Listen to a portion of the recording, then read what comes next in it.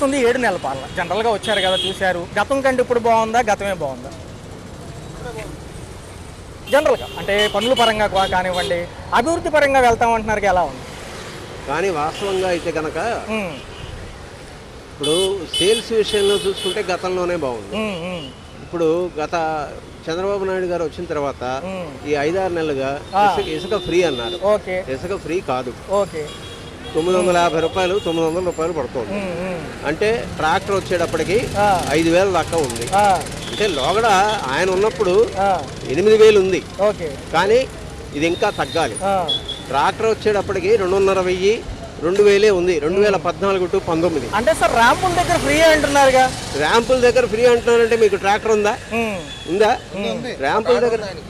ర్యాంపుల దగ్గర ఫ్రీ అని చెప్పనగానే ప్రతివాడు ట్రాక్టర్ కొనుక్కోలేడు, ఆ లారీ కొనుక్కోలేడు. అవునా కదా? దానివల్ల పనులు ఎక్కడ ఇదైనాయి. అమరావతి కూడా మేము డెవలప్ చేస్తాం. నిన్న కూడా చంద్రబాబు నాయుడు గారు మోడీ దగ్గరికి వెళ్ళారు. మీకు అన్నీ ఇస్తాను, అన్నీ చేస్తాను అని అన్నారు. లోగడ కూడా ఇదే పరిస్థితి. అంటే సార్ గతంలో ఏంటంటే కేంద్రం ఎవరిని వచ్చినా ఆదుకుంటుంది. ఫస్ట్ చూసుకుంటేనేమో ఆ ప్రభుత్వాలనే తీసుకుంది, ఈ ప్రభుత్వాలు తీసుకుంది. మళ్ళీ జమిలీ ఎన్నికలు అంటున్నారు. మరి ఎలా ఉండబోతుంది? అంటే ఏం లేదు సార్, ఈ అంతా తీసుకుంటే బడ్జెట్ తగ్గుతుంది అంటున్నారు కదా, ఒక పక్క బడ్జెట్ తగ్గుతుంది. జమిలీ ఎన్నికలు అనేది కేవలం బీజేపీ అన్ని రాష్ట్రాల్లోనూ రావడం కోసమే జమిలీ ఎన్నికలు పెడుతున్నారు అనని. ఇది ఎంతవరకు సక్సెస్ అవుతుంది అనేది మాత్రం నమ్మకం తక్కువ. అంటే కమిటీ ఒకవేళ బిల్లు ఆమోదిస్తే, కమిటీ కనుక బిల్లు ఆమోదిస్తే ఎలా ఉండబోతుంది? ఏమండి, కమిటీ ఆమోదించిన ప్రజల్లో సరైనటువంటి ఇది లేదు. కారణం ఏంటయ్యా అంటే మోడీ గారు వచ్చిన తర్వాత అన్ని రేట్లు కూడా పెరిగినయ్యే తప్ప తరిగింది లేదు. ఏంటి మేమేదో వాళ్ళకి ఫ్రీ ఇస్తాం, వీళ్ళకి ఫ్రీ ఇస్తాం అని చెప్పి అంటున్నారు. ఇప్పుడు ఇళ్ల విషయంలోనూ కానీ, స్థలాల విషయంలోనూ కానీ ఆయన అమరావతిలో 60,000 మందికి స్థలాలు ఇచ్చాడు.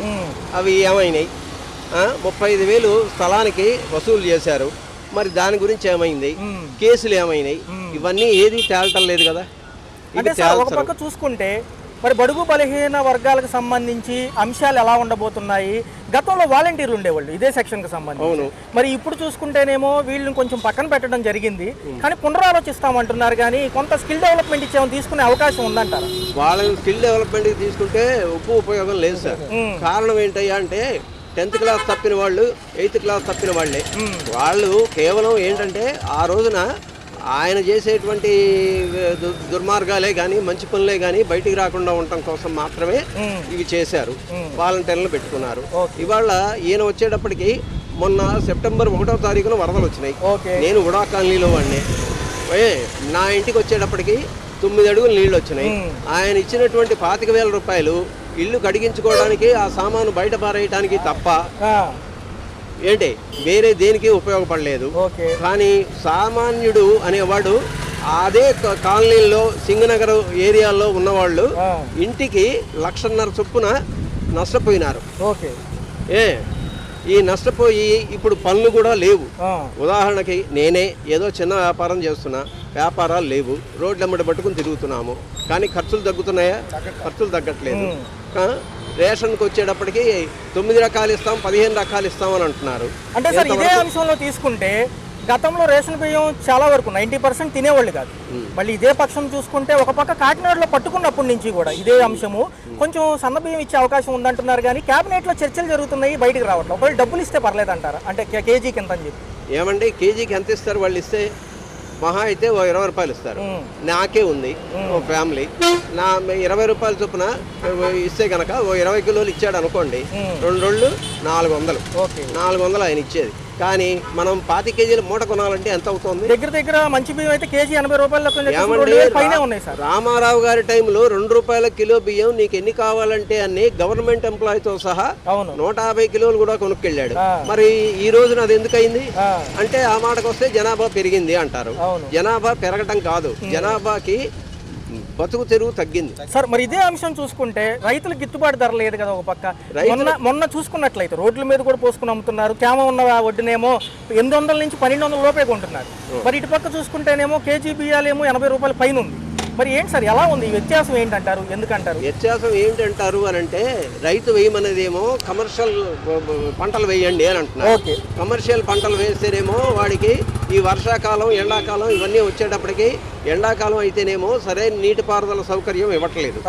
ఏంటి ఇకపోతే ఇవి వచ్చేటప్పటికేమో రేట్లు ఆ రైతు అనేవాడికి ఎంత గిట్టుబాటు ధర ఇచ్చినా వాడికి తృప్తి లేదు.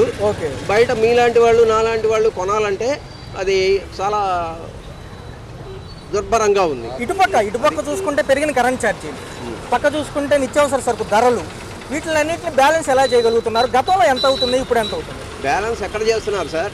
ఇప్పుడు నాకు వచ్చింది 127 రూపాయలు వాస్తవం బిల్లు. ఇవన్నీ పెరుగుదల ఛార్జీలు, ఆ ఛార్జీలు, ఈ ఛార్జీలు, సర్ఛార్జీలు, సర్వీస్ ఛార్జీలు అని చెప్పి 470 రూపాయల దాకా వేస్తున్నారు. మరి అది ఎక్కడ తగ్గింది? ఎవడు తగ్గించేవాళ్ళు లేడు, సామాన్యుడి మాట పట్టించుకునేవాళ్ళు లేడు. ఇళ్ళ అద్దెలు చూడబోతేనేమో ఇళ్ళ ఈ రకంగా ఉంది. ఇదే విషయం అన్న కొంచెం బ్యాక్ ఉండండి, తప్పుగా అనుకోవచ్చు, ఫోన్ లోపలికి వస్తుంది ఫీల్డ్. నేనేమంటున్నానంటే జనరల్గా చూసుకుంటే ఇదే అంశంలో భూ రేట్లు పెంచి భూ రిజిస్ట్రేషన్ ఛార్జీలు జనవరి నుంచి కొత్త అమలు అంటున్నారు. గజం ఏదైతే చదరపు గజం ఉందో 950 నికరం రేటుగానే పల్లెటూరులో అంటున్నారు. రోడ్డుకు దగ్గరగా ఉంటే ఒక రేటు, లోపలికి ఉంటే మరొక రేటు. సంపద సృష్టికి మరో మార్గం అంటున్నారు, మంచిదేనంటారా? సంపద సృష్టి ఏ రకంగా సృష్టిస్తారు సార్? అంటే మీరు రెవెన్యూను రిజిస్ట్రేషన్ మీరు అమ్ముకుంటూ కొనుక్కుంటూ ఉంటే సృష్టిస్తారా? అది రిజిస్ట్రేషన్ ద్వారా అయ్యేదే తప్ప వేరే మార్గంగా ఏ రకంగా సంపద ఉంది? సంపద అనేది ఎప్పుడు వస్తుందయ్యా అంటే రైతుకి ఎరువుల రేట్లు, పురుగు మందుల రేట్లు తగ్గినాడు సంపద వస్తుంది. అంతేగాని గవర్నమెంట్ ఏం చేస్తుంది? వ్యాపారం చేస్తుంది. ఎందుకని? రైతు దగ్గర 1000 రూపాయలకి 1200కి కొంటున్నారు మీరన్నట్టే. కానీ కాటా వచ్చేటప్పటికి ఎంత ఇచ్చేస్తున్నారు? 25 కిలోల పైన రైతు దగ్గర కాటాల్లో దుబ్బుతున్నారు. అవునా? మరి వీళ్ళు వచ్చేటప్పటికి 70 రూపాయలు 80 రూపాయలు అమ్ముతున్నారు. అంటే గతంలో ఆర్బీకే బెస్ట్ అంటారా, ఇప్పుడు దళారీ వ్యవస్థ బెస్ట్ అంటారా? RBK 100% best. కానీ దాన్ని సరైనటువంటి వ్యవస్థలో తీసుకోవట్లేదు. సెంట్రల్ గవర్నమెంట్ ఎంప్లాయీసే ఉన్నారు. సిబిఐ ఉంది. సిబిఐ ఎవరిని పట్టుకుంది? ఎవరన్నా ఈ రోజు వరకు 7 నెలలు అయింది మేము అందరినీ ఇచ్చేస్తామన్నారు. ఎవరినన్నా పట్టుకుని ఈ రకంగా మేము ఇచ్చేసాము అనేటువంటిది ఉందా? ఒకటి సార్, ఎప్పుడైనా సరే ఎంపీల దగ్గర కానీ ఎమ్మెల్యేల దగ్గర కానీ దొబ్బిన సొమ్ము రికవరీ చేస్తేనే ప్రజలు బాగుపడతారు, ప్రభుత్వాలు బాగుపడతాయి, సంస్థలు బాగుపడతాయి. అది సార్ ఫైనల్ గా ఏమంటారంటే ఆర్థిక అభివృద్ధి సంక్షేమాలకు ఎఫెక్ట్ అవ్వకుండా ఉండాలంటే ఎలా ఉండాలి? ఓపెన్ మార్కెట్ పెట్టాలి సార్. ఓపెన్ మార్కెట్ పెడితే రైతు వాడు ఇష్టం వచ్చినట్టు వాడు ఇట్లాగే రైతు బజార్లు పెట్టి బియ్యం కానీ పప్పు, ఉప్పు, చింతపండు కానీ వాడు రేట్లకు అమ్ముకుంటాడు. అప్పుడు మనం కూడా కస్టమర్లుగా బేరం చేయడానికి అవకాశం ఉంటుంది. దక్షిణాది రాష్ట్రాలకి ఎప్పుడు చిన్న చూపే కేంద్రం నుంచి చూసుకుంటే, మరి ఈసారన్నా నిధులులాగా వస్తాయా, అప్పుల రూపంలోనే వస్తాయా? అది వారి అవసరం కాబట్టి ముందు నిధులు మీరు కట్టక్కర్లేదు మేమే ఇస్తాము అంటారు. నెక్స్ట్ టైం కనుక తెలుగుదేశం రాలేదు అనుకోండి మీరు కట్టాల్సిందేను అంటారు. ఎక్కడి నుంచి కడతారు సార్? ఎవరు మాత్రం ప్రజల మీద నుంచి వెయ్యాలిగా. అవునా? అంటే సార్ ఇప్పుడు అయితే ఒకటి క్లారిటీ ఏంటంటే అప్పులు చేయక తప్పదు, ఎట్టి పరిస్థితుల్లోనూ తప్పదు, ఖజానాలోకి వెళ్ళడం తప్పదు. ఈ రాష్ట్రానికి కేవలం ఏంటయ్యా అంటే వచ్చినటువంటి కంపెనీలు కానీ ఇవన్నీ మళ్ళీ తిరిగి నమ్మకం కలిగించాలి అంటే ఇది చంద్రబాబు నాయుడు పరిపాలన 5 ఏళ్ళు చాలదు సార్, చాలదు. అది రైట్ సార్. అంటే ఏం లేదు సార్, జనరల్గా అమరావతి పోలవరానికి నిధులకు కూడా ఈ కేంద్ర బడ్జెట్ లోపలే వస్తాయి అంటున్నారు. ఎలా అనిపిస్తుంది? వస్తున్నాయి. పరిపాలన ఈ పెరిగిన కరెంట్ ఛార్జీలు కానీ నిత్యావసర సరుకుల ధరలు ఎలా ఉండబోతుంది? అప్పుడు అలాగే ఇప్పుడు కొంచెం తగ్గుతున్నాయి. రాబోయే కాలం ఎలా ఉంటుంది సార్? అభివృద్ధి ఫోకస్ అంటున్నారు కదా, బాగానే ఉంటుంది. ఉచితాలు ఎంతవరకు ఇవ్వచ్చు అంటారు? ఉచితాలు అసలు ఎత్తేయాలి నా కోరిక. ఎందుకంటే రాష్ట్ర బడ్జెట్ లోటులోకి వెళ్తుంది పద్దాక. ఉచితాలు ఎత్తేస్తేనే హాయి. మరి మాజీ ప్రభుత్వాలేమో జనవరి అంతరం ప్రజల్లోకి వస్తామంటున్నారు, రేపేమో కరెంట్ బిల్లు వచ్చినా కానీ అది చేసిన తప్పులు బయటికి వస్తాయిగా. అది ఎన్ని తప్పులు చేశాడు సార్. మరి ఎలా సార్ చూసుకుంటే విశాఖపట్నం అభివృద్ధితో సహా కొత్త రైల్వే లైన్లు కూడా ఇటే ఇచ్చారు, ఎలా అని? అన్ని వస్తాయి, బాగానే వస్తాయి అన్ని. ఈ 4 ఏళ్ళు కూడా ఎలా అంటే సార్ సంవత్సరాలు బాగానే అభివృద్ధి చెందుతుంది. అంటే విశ్లేషకులు ఏమంటున్నారంటే జమిలీ ఎన్నికలు 2027లో వస్తే మళ్ళీ 2027లో రావు. మరి చూసుకుంటే పవన్ కళ్యాణ్ గారి పనితీరులు ఎలా ఉంది? ఆయనది బాగానే ఉంది. అంటే సార్ మిగతా కదా రోడ్ల మీద బాగానే చేస్తున్నారు సార్. కొత్తగా చూసుకుంటే భూ రిజిస్ట్రేషన్ ఛార్జీలతో సహా భూమి వాల్యూలు కూడా పెరుగుతున్నాయి, ఎలా అనిపిస్తుంది? అవును, భూమి వాల్యూలు 2 ఏళ్ళకి పెరగాలి, అది మామూలే కదా.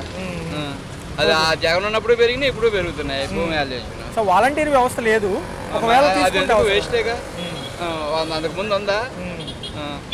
కేంద్రం మనకి ఈసారి అన్ని ఇస్తుంది. ప్రపంచ బ్యాంక్ ఏమో 8,600 కోట్లు అప్పిస్తానంటాం సార్ అమరావతి డెవలప్మెంట్ కి. వాళ్ళు ఇచ్చే నిధులు కూడా తొందరగా వస్తే ఇంకా పనులు మొదలు పెట్టవచ్చు. రేపు పండుగల కానీ బిగిన్ అవుతున్నాయిగా సార్. మరి జనవరి అనంతరం ఈ సంక్షేమాలు ఉచితాలు తీసేస్తే బెస్ట్ అంటారా?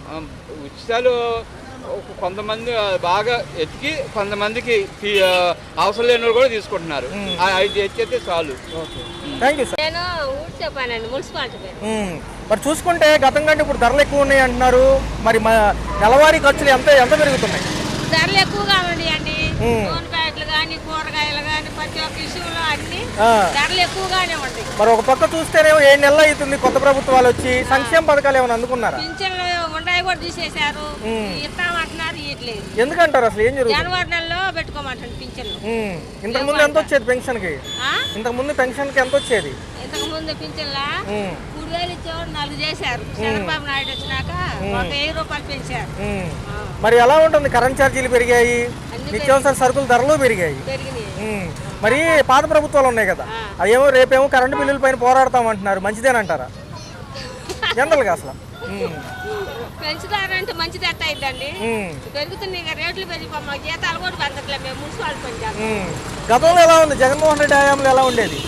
ఆయన మాకు తీసేసింది పింఛన్. పిల్లగాడు వికలాంగుడు 90% వికలాంగుడు అయితే పింఛన్ తీసేశారు. మరి తీయచ్చునా? 90% వికలాంగుడు. ఇప్పుడు వచ్చిన ఆయన ఇస్తాను అంటాను, ఇదిగా అంటాను, అదిగా అంటాను, ఇంకా పెట్టుకోమని చెప్పలేదు. మరి మిగతా పథకాలు జనవరిలో ఇస్తామంటున్నారు కదా, ఎలా అంటున్నారు? ఎలా ఉంటుంది? ఇతడో ఈడో ఎవరికి తెలుసు? ఆశ చూపిస్తాడు, ఆశ పెడతాడు. ఇతడో ఈడో కూడా మాకు తెలవదు. మరి పవన్ కళ్యాణ్ గారు కూడా ఉన్నారు కదా ఈసారి ఉప ముఖ్యమంత్రి ఆయన. మరి ఆయన పనితీరులు ఎలా ఉన్నాయి? ఆయన కూడా కొన్ని శాఖలు ఉన్నాయి, గ్రామీణ అభివృద్ధి అని ఇవన్నీ ఉన్నాయి. ఆయన చేయగలరా? తెలవదు. చేస్తారో చేయడానికి చెబుతున్నాము, మనం చెప్పలేం కదా. చేస్తానని అంటున్నారు. ఎప్పుడు చేస్తారేమో తెలవదు. మరి ఏంటి మరి రేషన్ బియ్యం పోదు డబ్బులు ఇస్తే బాగుంటుందా, బియ్యం ఇస్తేనే బాగుంటుంది అంటారా? సన్న బియ్యం ఏమైనా ఇవ్వచ్చు అంటారా? సన్న బియ్యం ఇస్తే మంచిదే కానీ ఇవ్వట్లేదుగా. డోర్ బియ్యం ఇస్తున్నారు. ఏమేమి వస్తున్నాయి ఇప్పుడు? ఈ బండి వస్తుంది కదా, రేషన్ బండి, ఏమేమి వస్తున్నాయి? కందిపప్పు, జొన్నలు, రాగులు, బియ్యం ఇస్తున్నారు. మరి ఏంటి ఎలా ఉంది? పనులు ఏమైనా దొరుకుతున్నాయా? పర్లేదా? మాకెప్పుడు ఉండదు వచ్చే పని. మున్సిపాలిటీ వాళ్ళని చెప్పాక మాకు పని ఎండైనా వానైనా మేము రావాలే కానీ రోజు పని ఉంటుంది. మరి గ్యాస్ సిలిండర్లు ఉచితంగా ఏమైనా వస్తున్నాయా అన్నారు కదా ఆ మధ్య? వచ్చినాయి అంట, కొంతమందికి డబ్బులు పడ్డాయా? పడ్డాయి అంట. మా అయితే చూడలే మేము, ఇంకా మేము కూడా పెట్టుకున్నాము. బ్యాంకుకి వెళ్ళి అడగలేము మేము. మరి వాలంటీర్లు లేరుగా, మరి ఏదన్నా తెలియాలంటే ఎలాగ? ఇప్పుడు సచివాలయంకి వెళ్ళడమేగా, అక్కడికి వెళ్ళి కనుక్కోవటమే.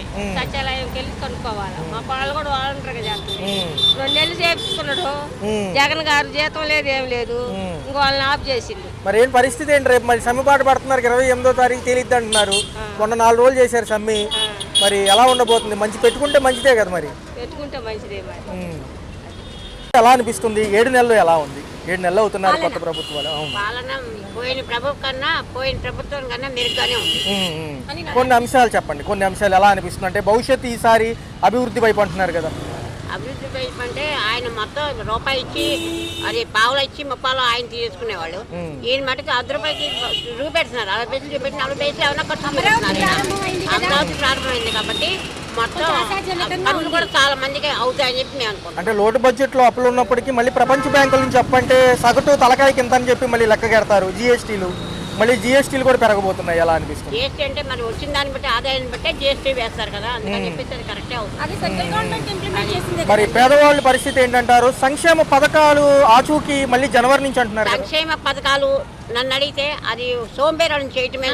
చాలా వరకు సోంబేరులను చేసేసి ఆ సంక్షేమ పథకాలు కూడా పెద్దవాళ్ళు వాడుకుంటానికి అవుతున్నాయి కదా, ఆ రోజులకి ఇవ్వాలి. కానీ అది కాకుండా అలా సోంబేరులను చేసేసి వాళ్ళకి ఎటు సంక్షేమ పథకాలు ఒక ఉద్యోగం చూపెట్టేసి దాని మీద వెళ్ళమంటే వెళ్తారు కదా జీవితాంతం. సంక్షేమ పథకం ఇవాళ ఈయన వస్తారు, రేపు ఇంకోళ్ళు వస్తారు, ఇవ్వచ్చు ఇవ్వకపోవచ్చు. అది కరెక్ట్ కాదు. రాష్ట్రాల మధ్య వ్యత్యాసంతో ఎలక్షన్స్ జరుగుతూ ఉంటాయి. ఈసారి ఒకేసారి దేశం మొత్తం 1 నేషన్ 1 ఎలక్షన్ అంటున్నారు. మరి ఖర్చులు కలిసి వస్తాయి? అది అస్సలు అవ్వదు. అది అస్సలు కానే కాదు. అది అవ్వదు. మాజీ ప్రభుత్వాలకు ఏమైనా అవకాశం ఇచ్చినట్టేనంటారా 2027 ఎలక్షన్ వస్తే? అవును, మాజీ ప్రభుత్వం ఇంకా రాదు. Okay madam.